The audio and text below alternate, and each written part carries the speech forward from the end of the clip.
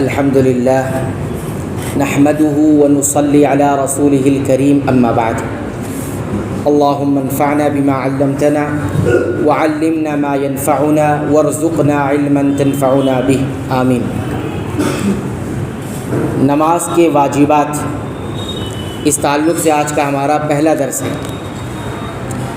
واجب کسے کہتے ہیں اور نماز میں اس کی کیا تعریف ہے وہ ہم ذکر کریں گے۔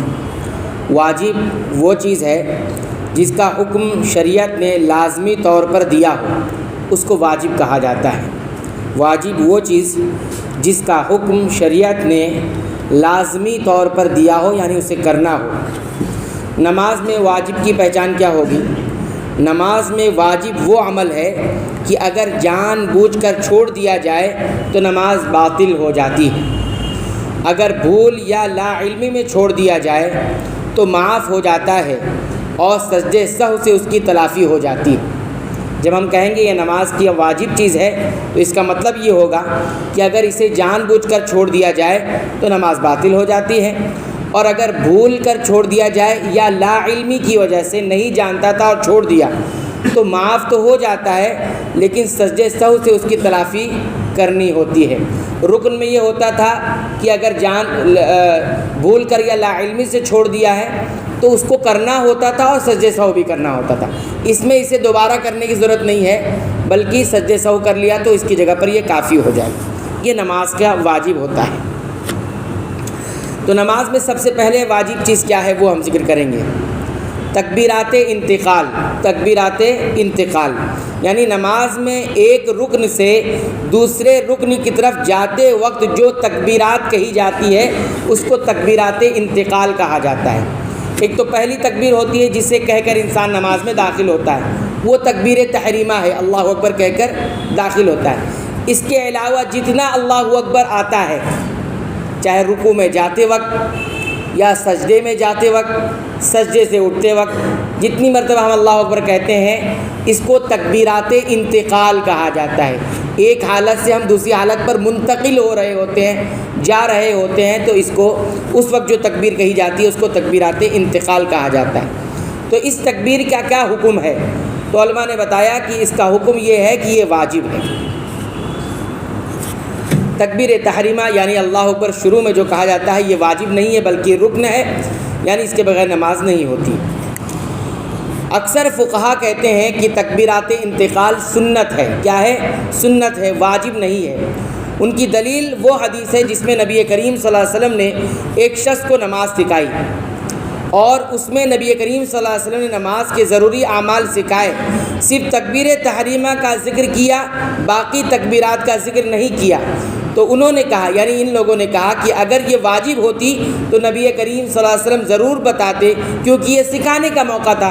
جب سکھا رہے تھے تو تکبیر تحریمہ سکھائی، لیکن باقی تکبیرات آپ صلی اللہ علیہ وسلم نے نہیں سکھائی۔ یہی اس بات کی دلیل ہے کہ تکبیرات جو انتقال ہے وہ واجب نہیں ہے بلکہ سنت ہے، پڑھ لیں گے اور کہہ دیں گے تو اچھی بات ہے، ورنہ یہ واجب نہیں ہے، یہ کہنا ہے ان کا۔ لیکن اسی کے بالمقابل میں کچھ علماء یہ بھی ہیں، وہ یہ کہتے ہیں کہ نہیں، تکبیرات انتقال واجب ہے، یعنی اسے کہا جائے گا، ضروری ہے۔ اس کی دلیل کیا ہے؟ ان کے یہاں اس کی دلیل یہ ہے کہ نبی کریم صلی اللہ علیہ وسلم نے فرمایا امام اس لیے بنایا گیا ہے کہ اس کی پیروی کی جائے، یعنی جیسا وہ کرے ویسا کیا جائے۔ جب وہ تکبیر کہے تو تم بھی تکبیر کہو، جب وہ تکبیر کہے تو تم بھی تکبیر کہو۔ تو آپ صلی اللہ علیہ وسلم نے کیا کہا؟ امام اس لیے بنایا گیا ہے کہ اس کی پیروی کی جائے، یعنی وہ جیسا کرتا ہے ویسے ہی کرے، اور ساتھ ساتھ یہ بھی کہا کہ جب وہ تکبیر کہے تو تم بھی تکبیر کہو۔ تو کب کب وہ تکبیر کہتا ہے؟ تکبیر تحریمہ میں تکبیر کہتا ہے، اور باقی رکوع میں جاتے وقت تکبیر کہتا ہے، اور اس کے علاوہ سجدے میں جاتے وقت تکبیر کہتا ہے۔ تو جہاں جہاں وہ تکبیر کہے گا تم بھی تکبیر کہو۔ تو علماء نے بتایا کہ اس سے پتہ چلتا ہے کہ تکبیر کہنا لازم ہے، تکبیر کہنا لازم ہے۔ تو یہ دونوں بات ہمارے سامنے آ گئی۔ اب ہم دیکھیں گے کہ دونوں باتوں میں مضبوط بات کون سی ہے، راجح بات کون سی ہے۔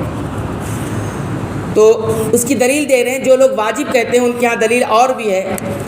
نبی کریم صلی اللہ علیہ وسلم نے فرمایا کسی آدمی کی نماز مکمل نہیں ہوتی جب تک وہ اچھی طرح وضو نہ کرے، پھر تکبیر کہے، اللہ تعالیٰ کی حمد کرے، اس کی تعریف بیان کرے اور جتنا قرآن آسانی سے پڑھ سکتا ہے پڑھے، پھر اللہ اکبر کہے اور رکوع کرے یہاں تک کہ اس کے جوڑ سکون میں آ جائیں، پھر کہے سمیع اللہ لمن حمیدہ یہاں تک کہ سیدھا کھڑا ہو جائے، پھر اللہ اکبر کہے، پھر سجدہ کرے یہاں تک کہ اس کے جوڑ اطمینان پا جائیں۔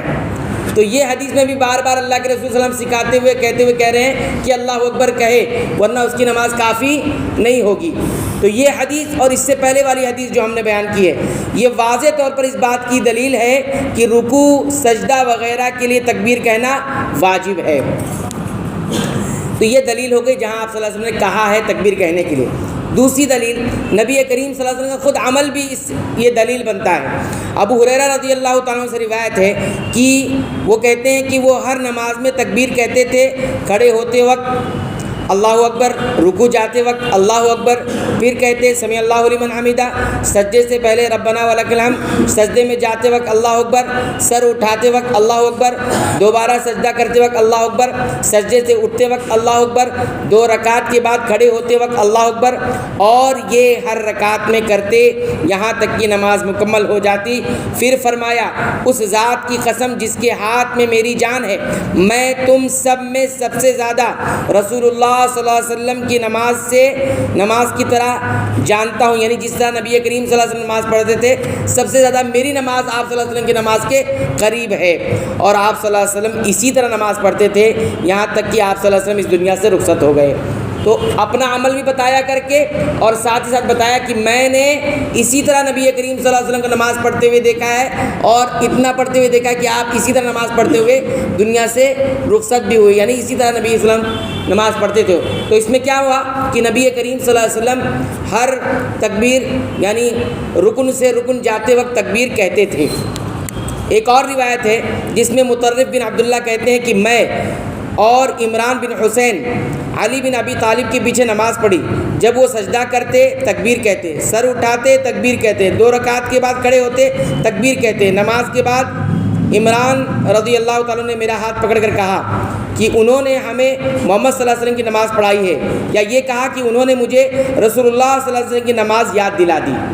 تو یہ نماز پڑھنے کے بعد دونوں صحابی نے کیا کہا ایک دوسرے سے کہ یہ جو نماز ابھی پڑھی گئی ہے حضرت علی رضی اللہ عنہ کے پیچھے، یہ وہی نماز ہے جو نبی کریم صلی اللہ علیہ وسلم نے پڑھی ہے۔ تو ان کی نماز میں کیا تھا؟ تکبیرات تھی۔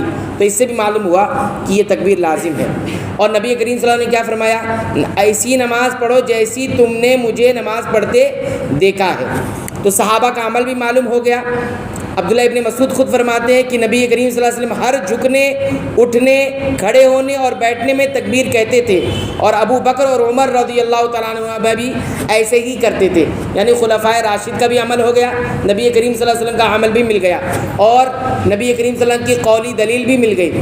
تو خلاصے کے طور پر ہم یہ کہہ سکتے ہیں کہ دونوں رائے میں راجح اور مضبوط بات یہ ہے کہ تکبیرات انتقال واجب ہے۔ یہ اگر چھوٹ جائے گی تو کیا ہوگا؟ آپ کا ایک واجب حکم چھوٹ جائے گا۔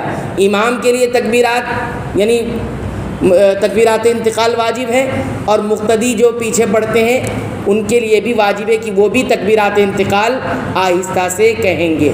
البتہ کبھی کبھار اگر کسی کی چھوٹ جاتی ہے تو علماء کے اقوال اس سلسلے میں بہت کثرت سے ہے کہ جماعت میں اگر اللہ اکبر کسی سے کبھی کبھار بھول سے چھوٹ جاتی ہے تو ایسی صورت میں چونکہ وہ جماعت میں ہے تو اللہ تعالیٰ اس کی بھرپائی کر دے گا، اللہ تعالیٰ اس کی بھرپائی کر دے گا۔ لیکن یہ بات یاد رکھیں کہ تکبیرات انتقال پڑھنا واجب ہے، لہٰذا اگر ہم امام کے پیچھے بھی پڑھتے ہیں تو تکبیر تحریمہ کے علاوہ جتنی بھی تکبیر اللہ اکبر آتی ہے اسے بھی آپ آہستہ سے کہیں گے، اتنا کہیں گے کہ صرف آپ کو سنائی دے، دوسروں کو نہیں، صرف آپ کو سنائی دے۔ بلند آواز سے کہنا ثابت نہیں ہے، بلند آواز سے کوئی بھی تکبیر نہیں کہے گا، اس سے خلل پڑتا ہے نماز میں، دوسرے کو بھی خلل پڑ سکتا ہے، امام کو بھی خلل پڑ سکتا ہے، کیونکہ اللہ اکبر کہنے سے تشویش ہوتی ہے، لہٰذا اللہ اکبر صرف امام ہی بلند آواز سے کہہ سکتا ہے، باقی مقتدی بلند آواز سے نہیں کہیں گے۔ البتہ آواز پہنچانے کے لیے اگر پیچھے اور مقتدیوں کو آواز نہیں پہنچ رہی ہے اس وقت کہا جا سکتا ہے، وہ بھی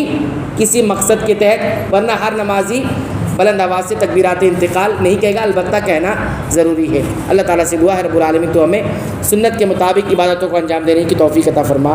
اے اللہ تو ہماری عبادتوں کو قبول فرما لے، اس میں ہونے والی غلطیوں اور لغزشوں کو معاف فرما۔